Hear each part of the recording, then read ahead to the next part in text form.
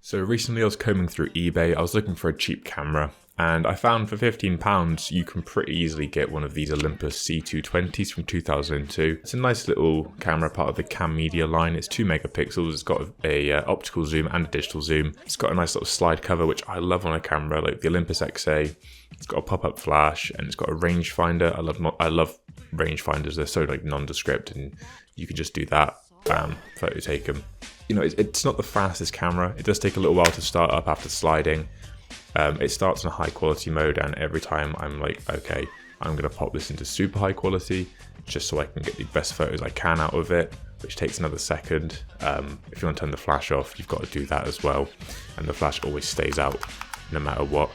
The reason I wanted to try this camera out is because, well, I was looking for a cheap camera, but also because I've noticed that loads of people are picking up older CCD cameras. Now, what is a CCD sensor?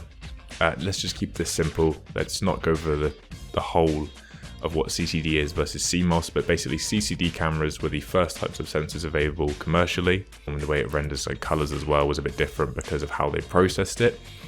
But we later developed CMOS sensors, which are much more efficient.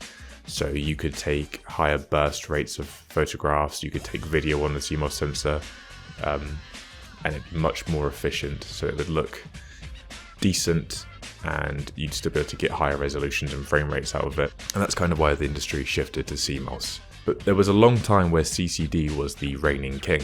Because of how processing was back in the day, it rendered colors differently, and the way it took the photo was actually a bit closer to film, so you would often get a more filmic look. And that's, I think, why people are going to these older sort of digicams or CCD cameras in general as the latest trend in photography, because they do have a nice look.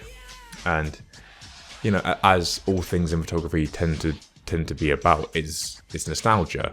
Film had a huge resurgence a few years ago, and that was mostly because, you know, the people who shot on film grew up and I think wanted to take film photos again, because those photos then reminded them of their childhood and they gave them that sort of retro aesthetic that gave them a lot of nostalgia.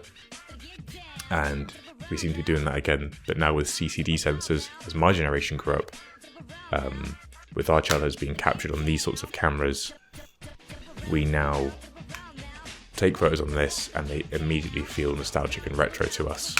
But this allows people nowadays to get that sort of retro look without spending out for a film camera, because film camera prices have just gone up and up and up.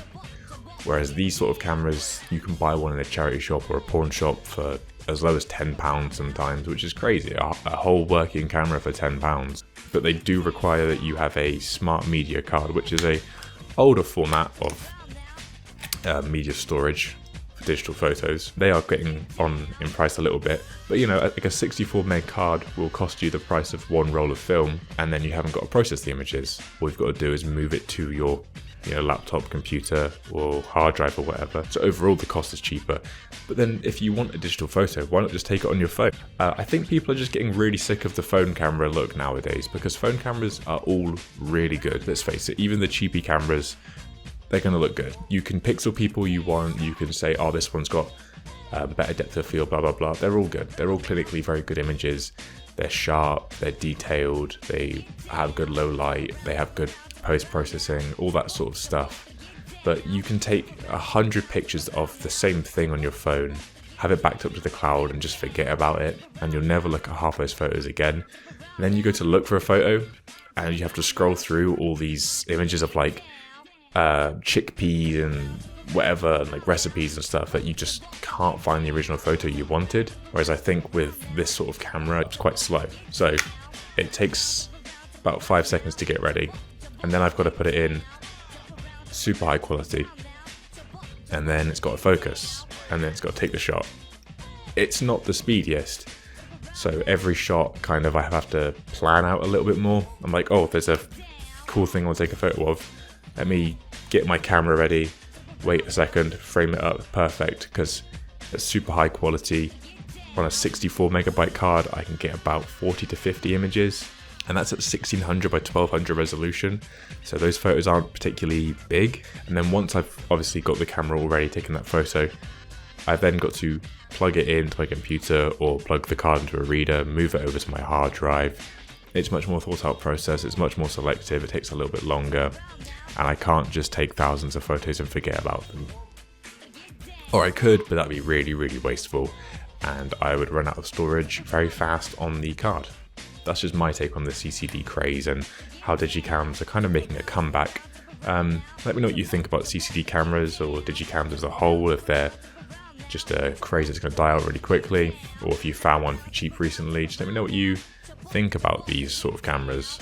But yeah, I think this is a pretty cool camera.